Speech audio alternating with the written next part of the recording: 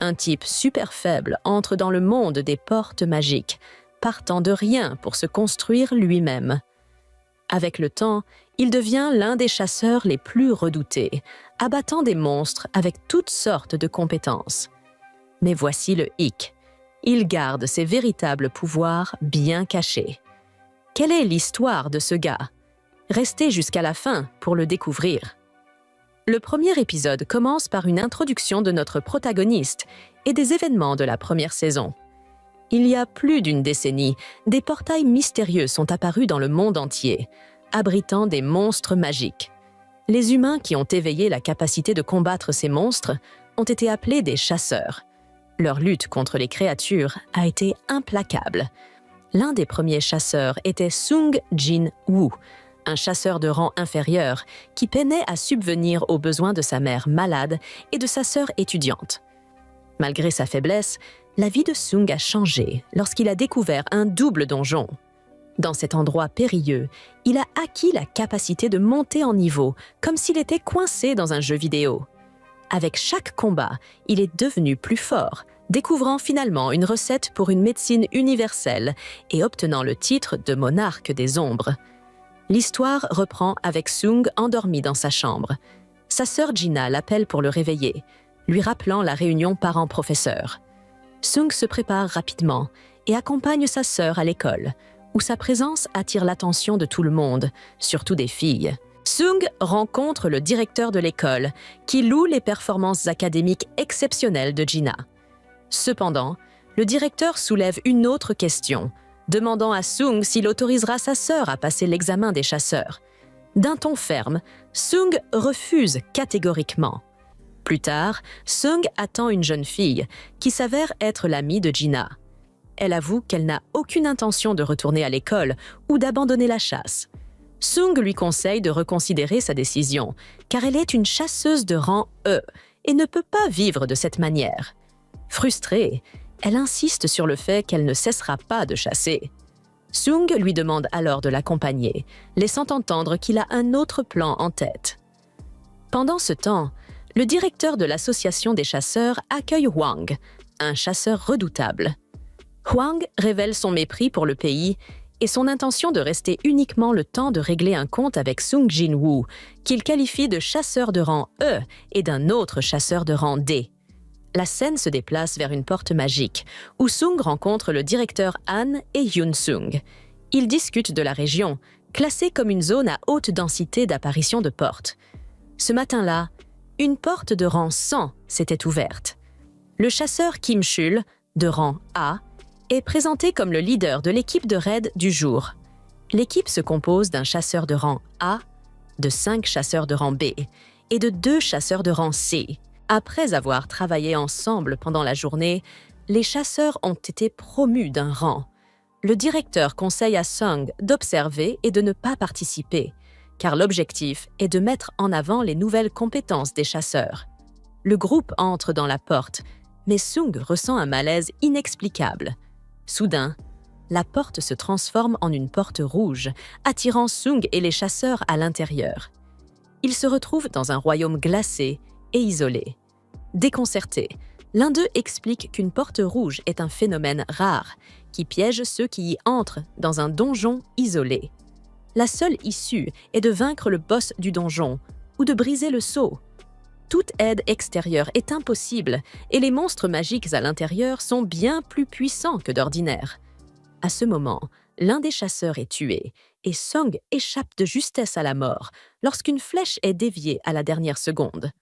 Les assaillants se révèlent être des gobelins de glace, des chasseurs d'élite du royaume gelé qui ciblent leur proie avec une précision redoutable.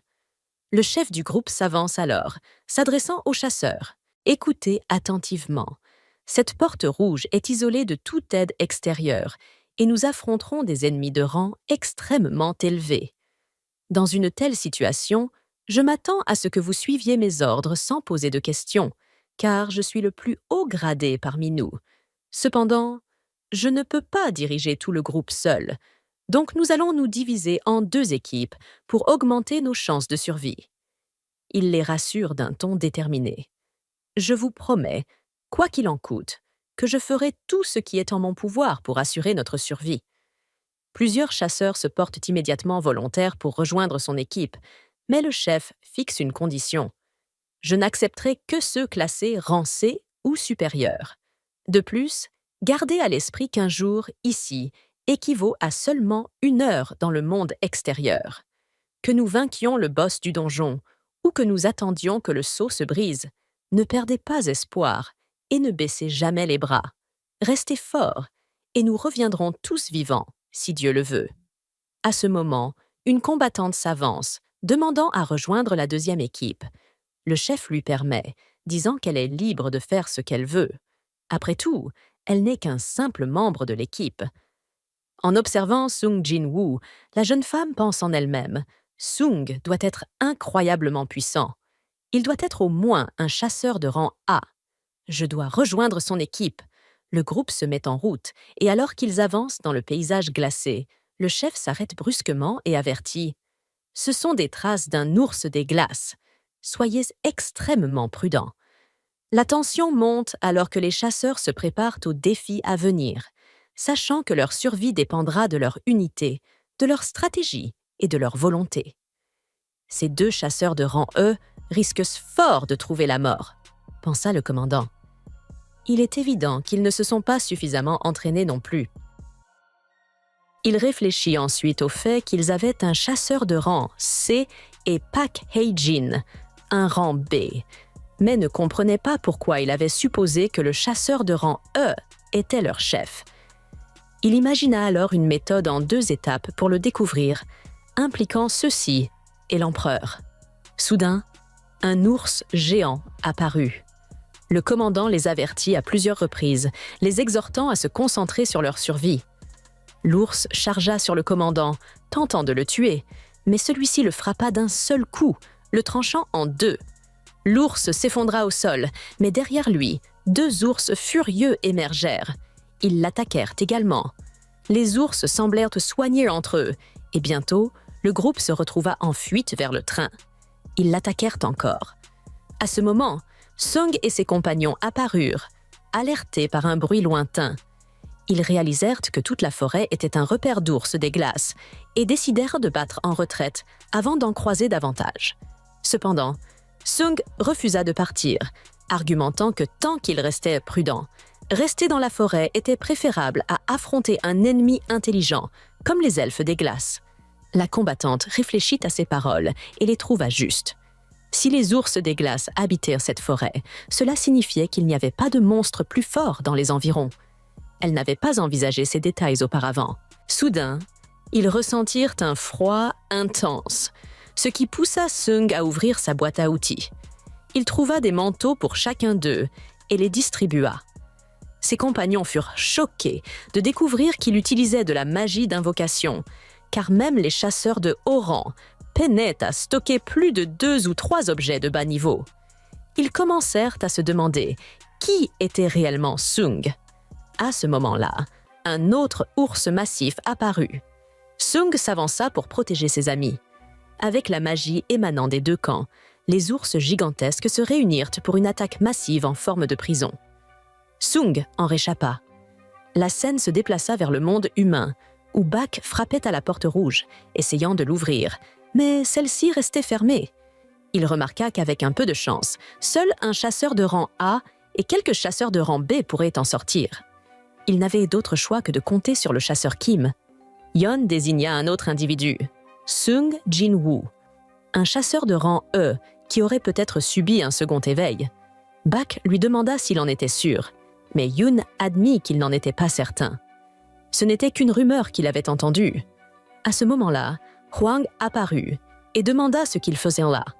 En voyant Hwang, Bak devint furieux et exigea de savoir pourquoi Hwang était là, supposant qu'il se trouvait aux États-Unis. Hwang ignora la question de Bash et demanda plutôt pourquoi ils avaient permis à un déchet de rang E d'entrer dans l'une de leurs portes, surtout s'il n'était pas affilié à leur guilde. Bash ne comprit pas immédiatement que Hwang faisait référence à Sung. Hwang continua, expliquant qu'il avait fait l'effort de venir ici parce que Sung était piégé à l'intérieur d'une porte rouge. Il voulait au moins jeter un coup d'œil. Debout devant la porte, Wang déclara qu'il ne pouvait pas atteindre Sung à l'intérieur de la porte, mais qu'il doutait fortement que Sung en sorte vivant. La scène se déplaça ensuite vers Sung, qui venait tout juste d'abattre l'ours. « Comme on pouvait s'y attendre d'une porte rouge, » dit Sung. « J'ai gagné plus de points d'expérience que d'habitude. » Le soir, on voit un groupe assis ensemble. L'un d'eux remarque « Plus tard, beaucoup de monstres apparaîtront » et on voit Sung utiliser ses pouvoirs. Un grand groupe de personnes lui demande d'affronter les monstres et de les éliminer. La scène passe alors à un robot qui attaque les monstres, s'engageant dans un combat féroce. Wang ignora la question de Bash et demanda plutôt pourquoi ils avaient permis à un déchet de rang E d'entrer dans l'une de leurs portes, surtout s'il n'était pas affilié à leur guilde. Bash ne comprit pas immédiatement que Wang faisait référence à Sung. Wang continua, expliquant qu'il avait fait l'effort de venir ici parce que Sung était piégé à l'intérieur d'une porte rouge. Il voulait au moins jeter un coup d'œil. Debout devant la porte, Wang déclara qu'il ne pouvait pas atteindre Sung à l'intérieur de la porte, mais qu'il doutait fortement que Sung en sorte vivant. La scène se déplaça ensuite vers Sung, qui venait tout juste d'abattre l'ours. « Comme on pouvait s'y attendre d'une porte rouge, » dit Sung. « J'ai gagné plus de points d'expérience que d'habitude. » Le soir, on voit un groupe assis ensemble. L'un d'eux remarque « Plus tard, beaucoup de monstres apparaîtront » et on voit Sung utiliser ses pouvoirs. Un grand groupe de personnes lui demande d'affronter les monstres et de les éliminer. La scène passe alors à un robot qui attaque les monstres, s'engageant dans un combat féroce.